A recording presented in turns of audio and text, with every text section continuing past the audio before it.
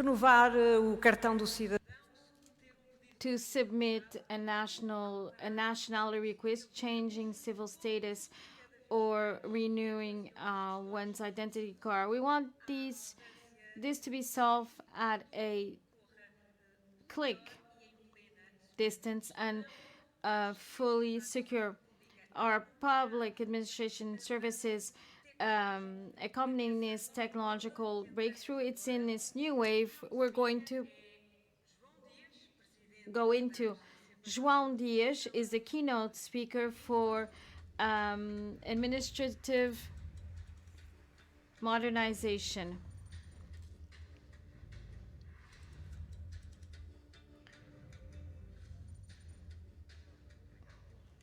So good afternoon, everyone, and let me thank APDC and this invitation. Thank Rogério Carapuz the opportunity to address you as AMA, and also to greet all different members of the Congress, speakers, members of the panel, AT and others, Social Security, which are our main partners of the journey we've embarked on. And so, just to mention what has been the state's digital transformation of the public sector, and the joint work carried out by many public administration entities, and then I will speak about the present, what we are doing, and what we envisage for the future.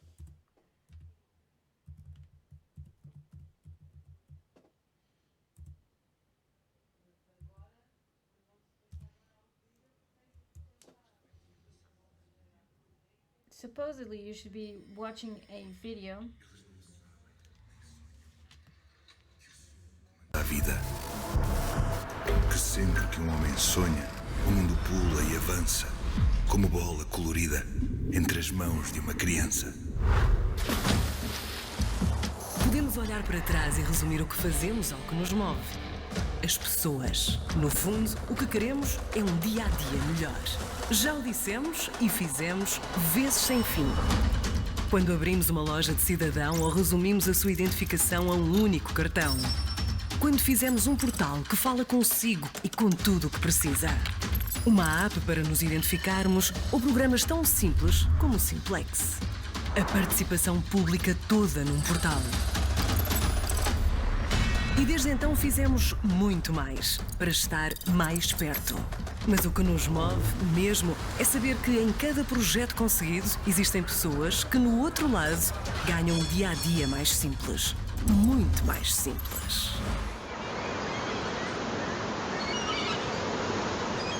Que com um clique marcam uma consulta ou entregam o IRS. E mesmo a quilómetros de distância alteram a morada ou assinam um documento. Por isso, por si, continuamos e não vamos ficar por aqui. Queremos muito mais. Queremos estar mais perto, ser mais rápidos e estar sempre aqui. Mais digitais, não porque os bytes nos fascinem, mas para que no futuro faça o que realmente quer, enquanto um Estado ágil, eficiente, próximo e inclusivo faz o que realmente precisa. Por si, alinhados com valores e princípios internacionais, como a Declaração de Berlim.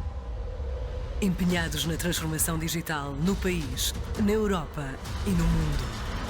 Por si, Portugal hoje.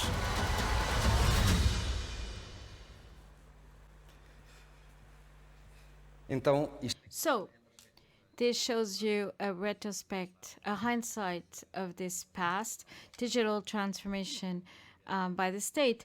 But essentially, I would like to speak to you about the present. Some things have already been done, and this is true, but we want more, as mentioned in the film. Technology provides us with other possibilities, ambition, and we believe that we can increase the digitalization of our public services, take this to another level. But the DNA is the same, the ambition is greater. DNA is to simplify the life of our citizens and corporations. That's why we work with our partners in public administration, work on something which is not seen, that is a redesigning process in data interoperability, digitalization, and also a work that can be seen soon, which is the materialization of this first and part of the front office that I will be sharing with you in this mainstreaming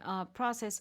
We have ongoing a project in practice which is revolutionary, which is customer care, and we want all to be simpler and always thinking about the citizen and about the company. At its center, we will be redesigning services. We will change their provision, thinking about the citizen so that everything is simpler. This is our main driver, this streamlining. And AMA's role is, after working with all partners with digitalized accessible services online, to create integrating channels, to be the first channel where a citizen can go to, either physical at at a shop, digital portal, in the future in an app, and to be provided with several services from state entities. This is what we believe in. As state, we need to be articulated to work with each other so that in a single contact point to provide services, several services to our citizens, and not and be not have citizens like couriers getting a document here, do something here, and others somewhere else. So this integration work is essential. And in the end, we do not abdicate from this digital first DNA. We will be working on new services. Those that already exist will become digital. We want to give relevance to what will be done from now on at that level. But we want all this to be integrated in omni-channel logic. A citizen goes to a shop, a physical space, calls a call center, will have a single number, either through a video conference, a portal, future app, and then from then on to integrate the omni-channel and to handle the service it needs. That's why we're doing that backstage work. That's how we're organized, so that there's a single one-stop shop.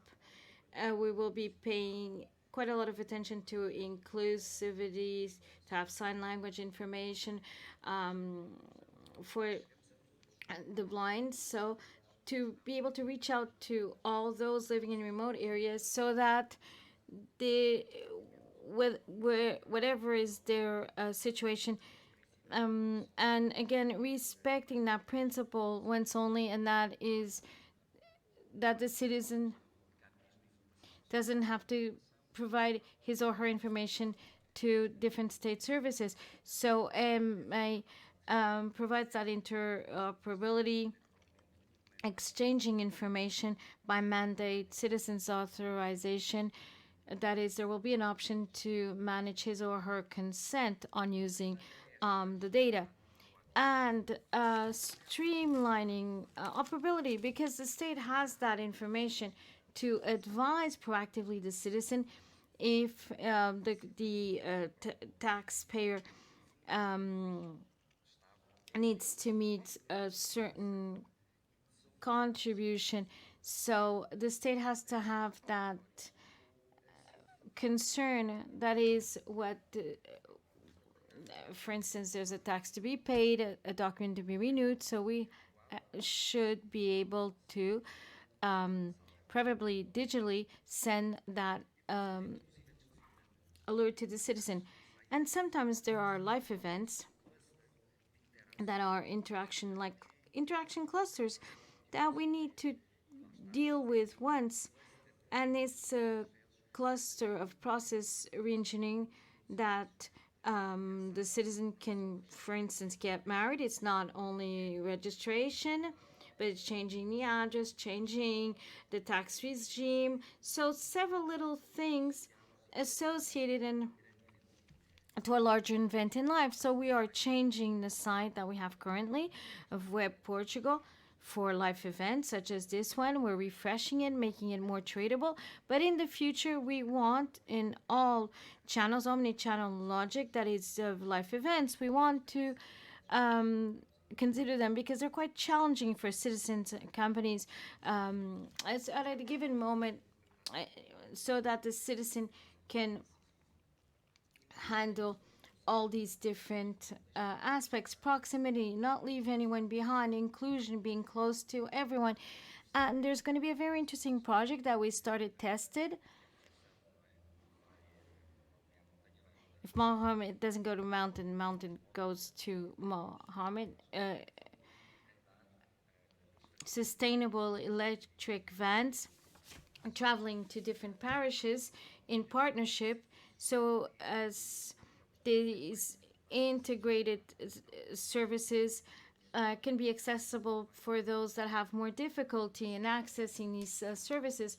And this is what we are working on. And then we want all to be sustainable, not because of all that will be done in building shops, renewing them, revamping them. That is, the itinerary vans will be electric, software design will be sustainable by design and default. This is a cross-cutting concern. And without, and not to be too long, the future. What about the future?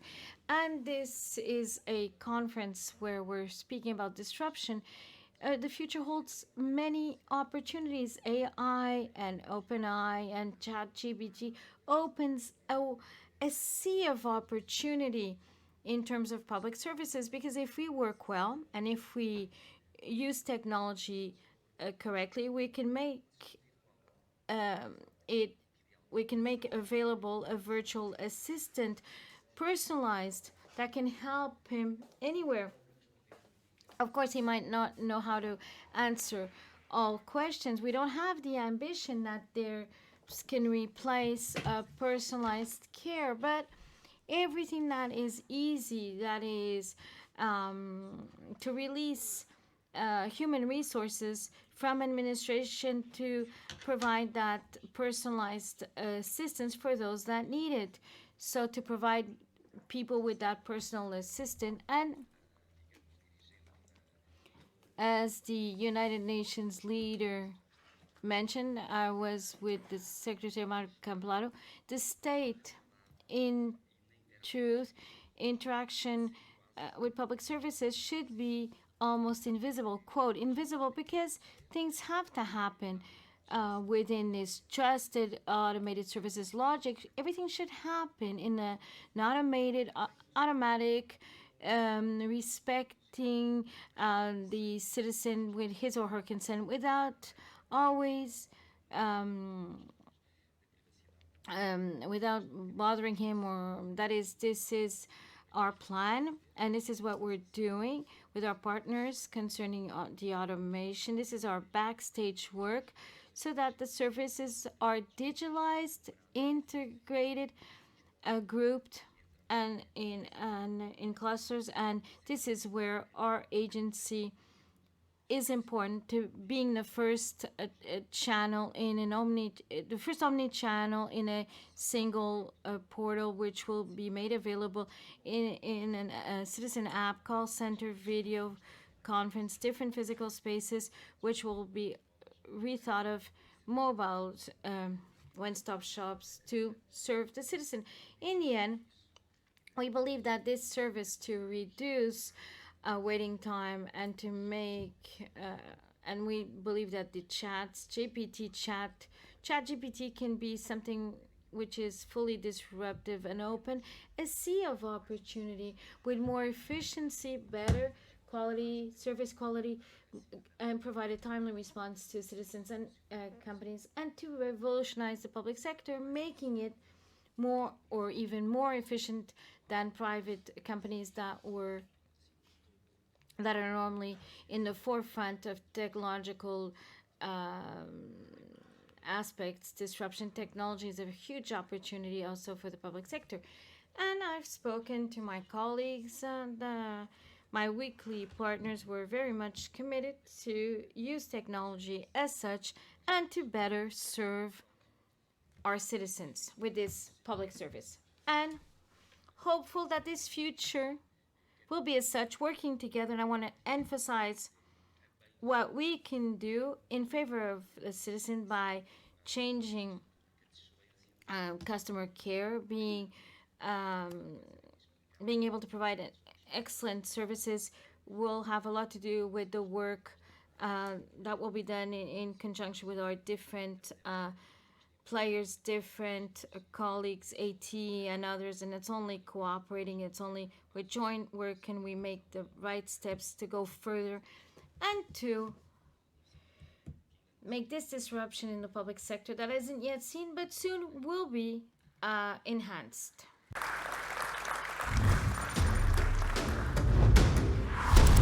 Está então lançado este.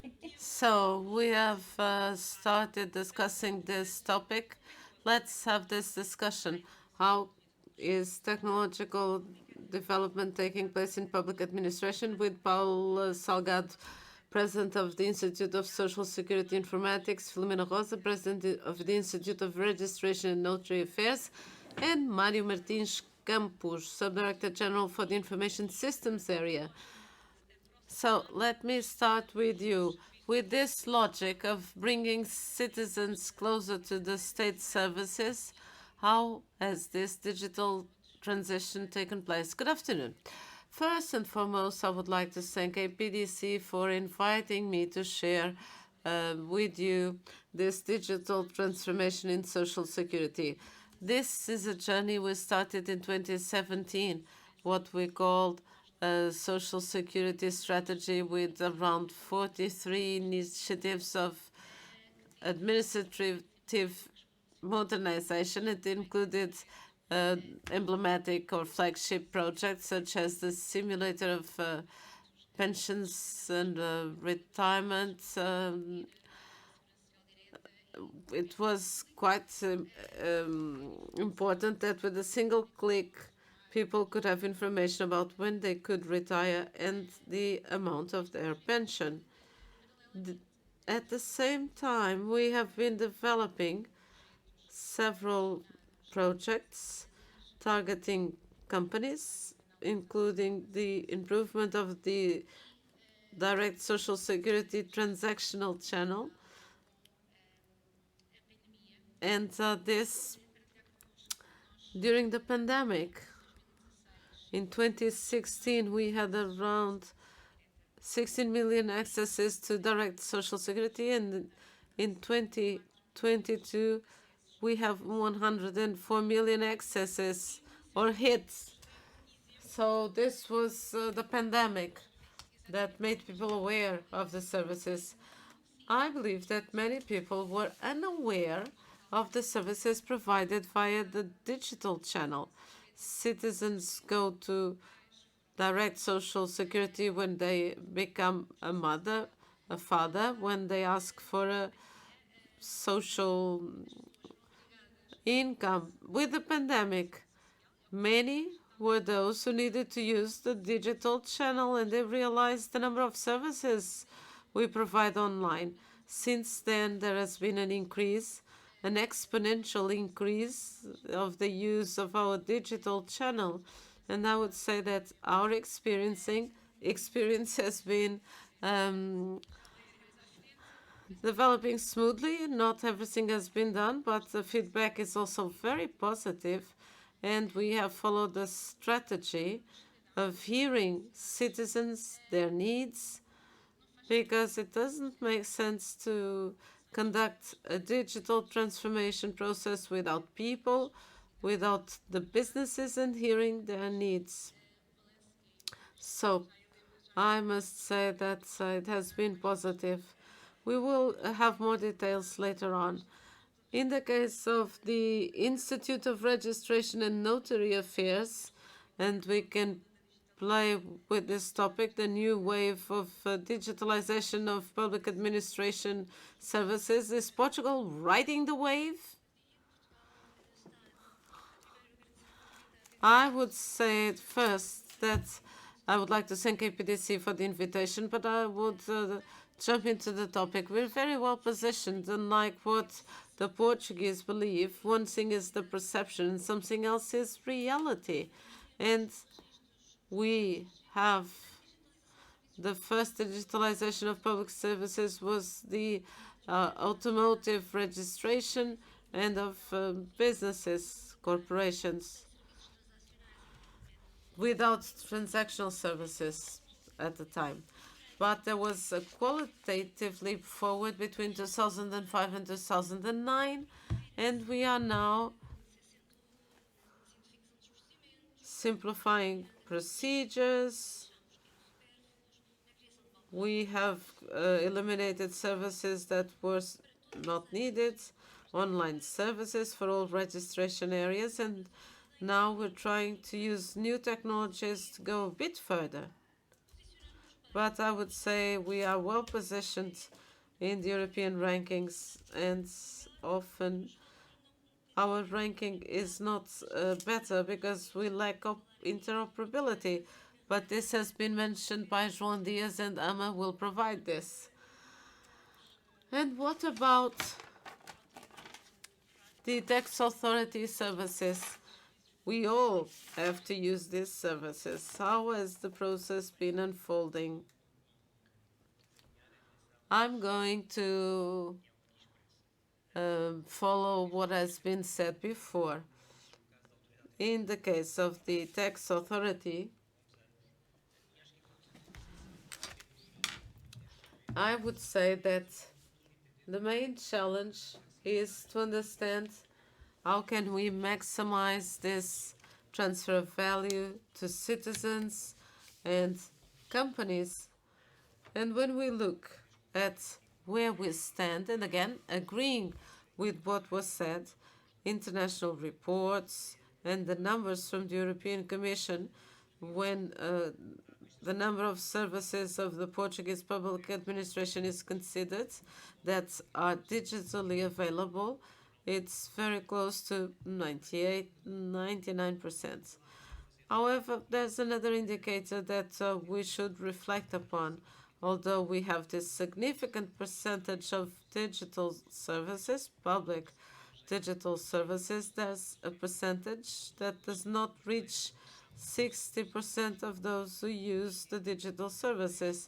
And it's very important to take these two aspects into consideration, demand and supply. And this shows that something must be done regarding these two variables of the equation. If on the citizen side we must increase the number of skills, digital literacy, we need this to happen, but it's also important to do something at the level of the use of digital services by citizens, and that involves trust and to eliminate the fear of error in the interaction with public services. And this is where we should focus our attention as public services. From my viewpoint, unlike the percentage gap could lead us to believe, we need to deepen the digital transformation process. And in line also with what was said by the keynote speaker, this means we should put ourselves on the side of citizens, on their shoes or in their shoes, and together with citizens and businesses, we somehow are able to address by focusing on the service, their simplification based upon the aspirations of our citizens. And there's an asset which is crucial, and that's data, information, because that's where we can leverage regarding what is the burden for citizens when interacting with public administration, and to maximize the value that I've mentioned. Mario mentioned the word trust, And this leads us to safety, security. And today we saw on the news that several entities have been fined for not fulfilling cybersecurity requirements. Are we not paying attention, Paula? Nowadays, that's a crucial aspect for all organizations. It's not whether we're going to be attacked or not. We know we are. We don't know when. This happened in November 2022. Fortunately, we already had a safety strategy implemented, and this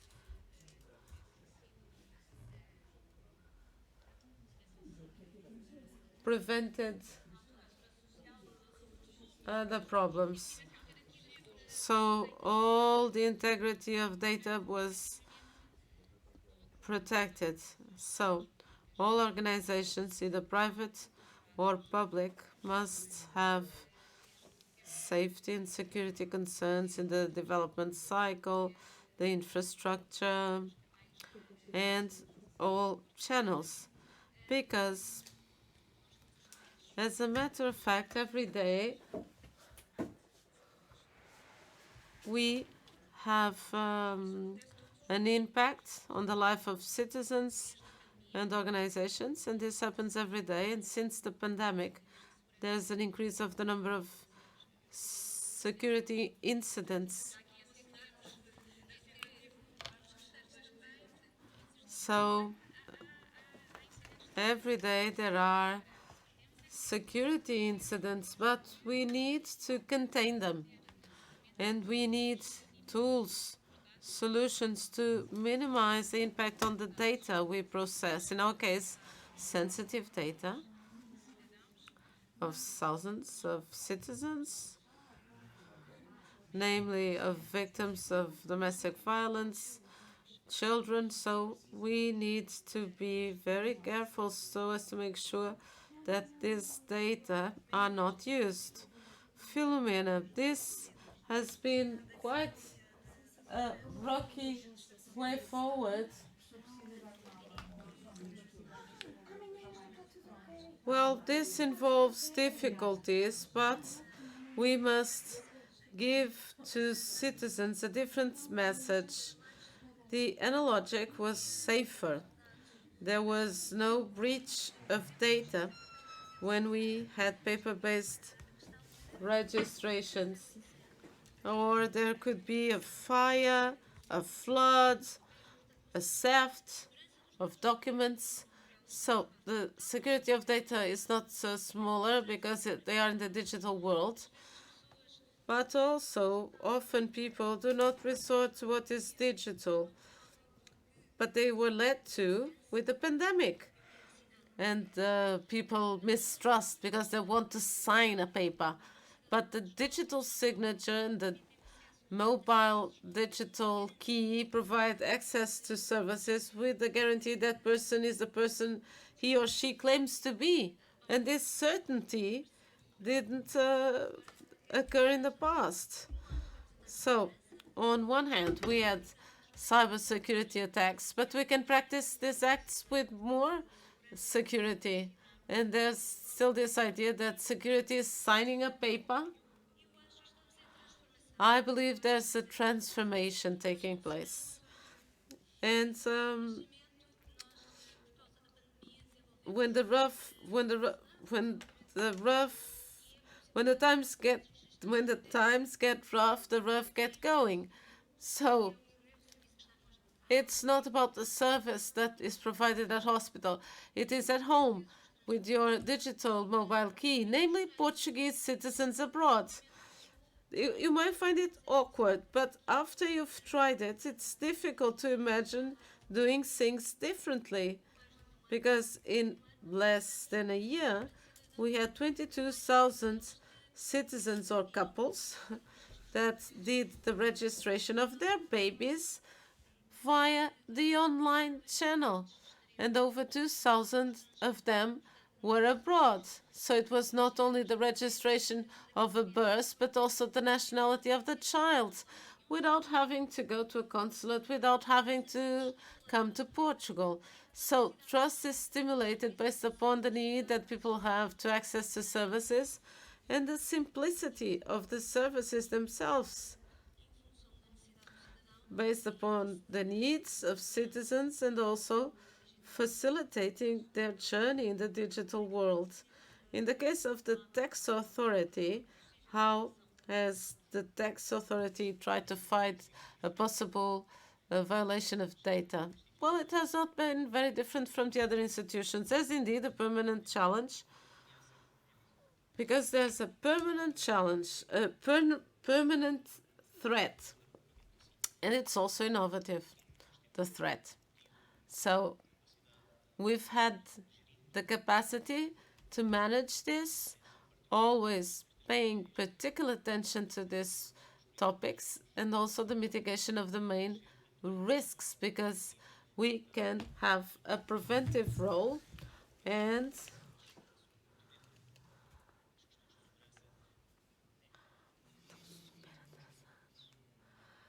we cannot jeopardize securities, particularly in the case of the tax authority data. The information we have is very rich, relevant from its value standpoint, and it's crucial for our activities. So security plays an extremely important role. It's a strategic importance. But there are difficulties, namely to follow this pace of innovation of those who are on the other side. So, as Paula was saying, every day these services are subject to cyber attacks, and every day they must reinforce their investment in security, in reinforcing it. Yes, it's true. Every day there's an attack. Well, not ipsis verbis or big attacks. There are hundreds, sometimes thousands of daily attempts. And this is what we are talking about. The mitigation of these risks results from this need of controlling. Now, if we continue considering the work that is being done, Paula, can we fight this resistance to change by civil servants and the lack of capacity building versus what is demanded by citizens? Bom, os cidadãos estão cada vez mais. Citizens are more and more demanding. We live in a society where we want everything now, not in an hour or two. We want things now. And the type of society we live in causes and has an impact, causes quite a lot of pressure in the civil servant's life. In the recent years after the pandemic, the civil servants know that what is important is the digital path. They're quite motivated because they've understood the added value it brings to their department. So they're able to respond more quickly to citizen company, that is, to the first social contributions with those citizens that need it most. So in the Social Security's case, the civil servants are very motivated in this process, but again, managing change is always a difficult moment. And a bit painful. Speak to us how it's been. Let me say that it's been painful when we started with the process, if I may share with you, pension in an hour, that allowing Social Security to defer pensions in 24 hours. It was quite a revolution.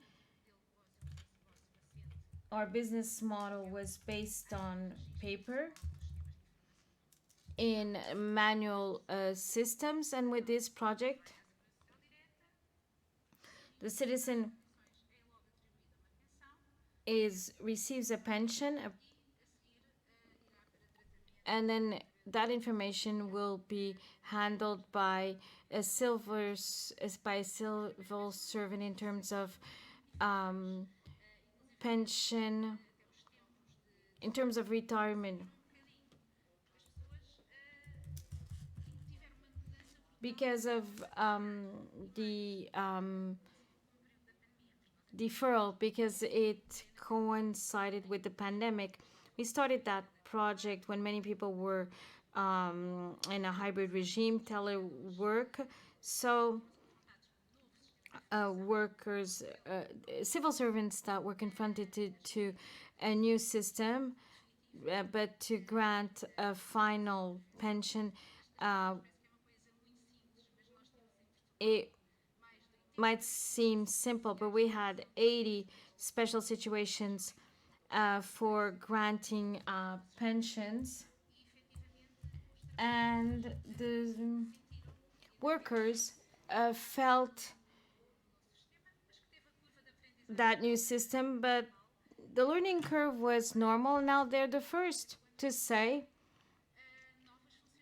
when there will be new functions regarding pensions, because they want to show the added value that they got from telework to reconcile personal and family life in a more adjusted way. Philomena, do you share that view?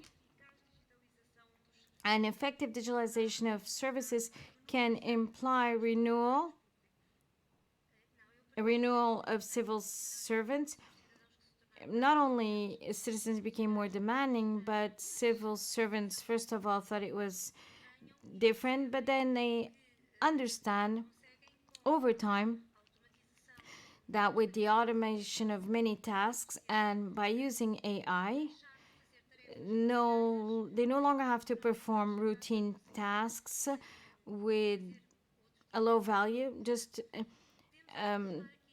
so that they can perform other tasks. We need to invest in training. There's been a continued investment in that sense.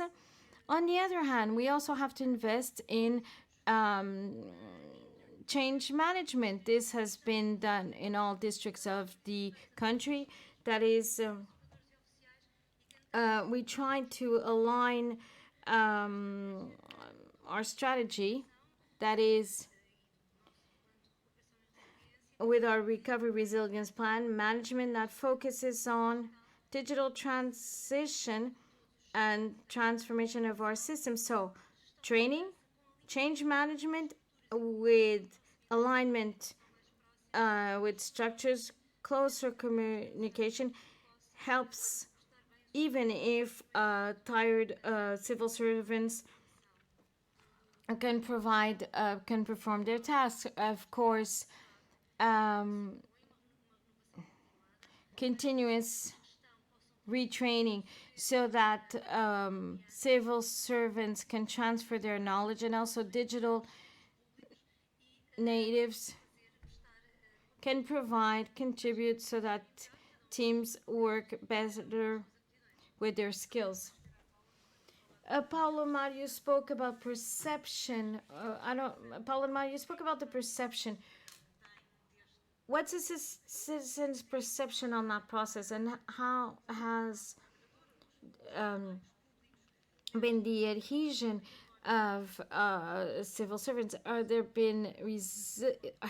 been some resilience from the perception side? Yes, the perception is overall positive of that pathway. Here and there, of course, there are some comparisons that sometimes I try to say they're a bit unfair, along the lines that the level of complexity of services performed by public services like Social Security and the tax authority and IRN, because they have business models which are very complex, and quite often they're unfairly compared to simplicity of like scheduling a trip, booking a trip, buying a book on a channel shared by all, which is a digital one. This comparison is quite unfair because it undermines the complexity of the business, of the concrete business. From the civil servants' side within the tax authority, objectively, there is no, I can't really say there's been some resilience to this change process. Maybe flagging the opposite, saying the opposite, the resilience to non-digitalization or complain when something isn't and that transformation threshold that we need. And in fact, what is needed, and it's not resilience to change, but it's a need that there be some upskilling, because digital thought that in the digital thought initially mentioned, the digital transformation process that underlines transformation, the word transformation in digital transformation requires skills, approaches, which are different regarding what is the knowledge matrix skills what most civil servants possess. So we need to upskilling for those that are working, that are active, introducing people with new skills, and this culture of intergenerational skills works when there's a sum of when there's a sum of different aspects. There is no resilience to change, but yet difficulties, hardships in that path, and the citizens assessment is quite positive with that progression aspect, which is important. Last round of questions. We've heard mention the PRR, the RPP. There's a lot of money which is on its way. What's the importance of that amount? Can you give the example of a project? You spoke earlier of a project, but if you want to focus on a project that's being developed, please be quick. Well, Social Security has invested 200 million euros in that, in digital transition, Social Security, in the RRP plan to create this more streamlined Social Security system, which is more secure. So we want, with that plan, on one hand, to change the way the relationship paradigm between Social Security people and company. We want a proactive, so we want Social Security to be proactive by 2026, but over time we are going to develop several projects. Allow me to mention two projects. First, Vision 360,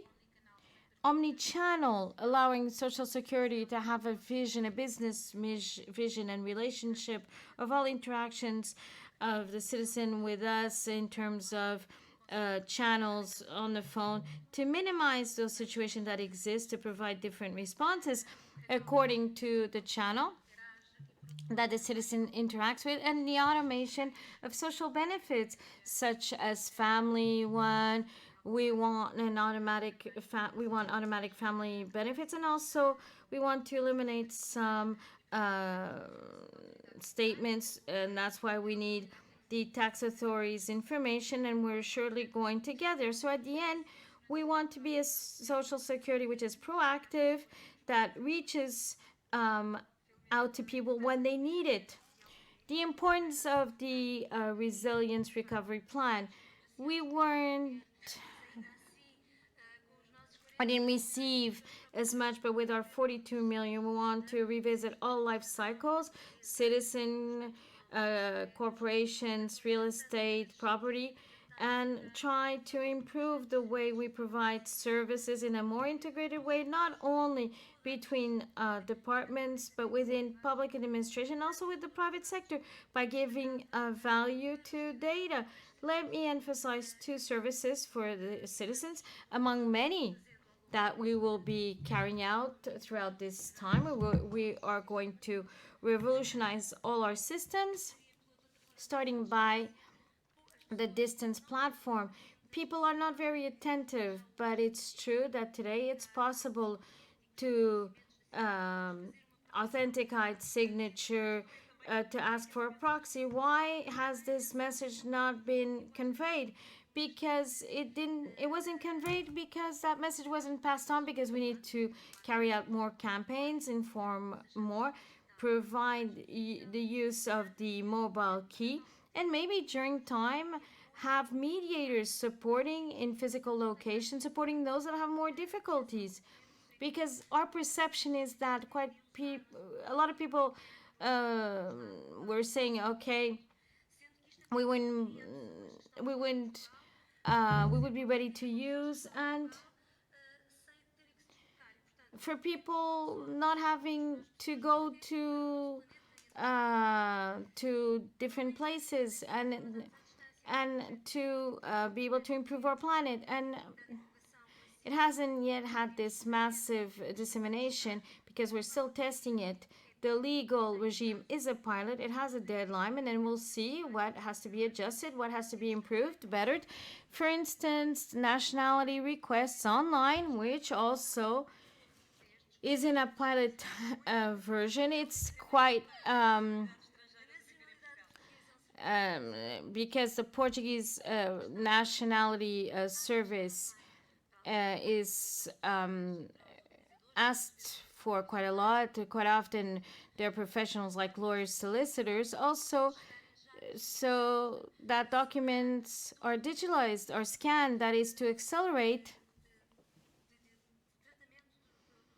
the processing, the nationality process, which is considered to be a very long process, because now it's going to be quicker because of documents being sent by mail, because now documents will be scanned. There will be a very huge advantage. Other novelty, again, we'll be able to speak about them by 2025. What should be new and what benefits all of us till 2025, 2026 in terms of plan importance. The tax authority has a project which relates to rural property. It's been taking quite a long time to solve, and this is our role. That is, it's already registered in the RRP. It seems that it's an important moment.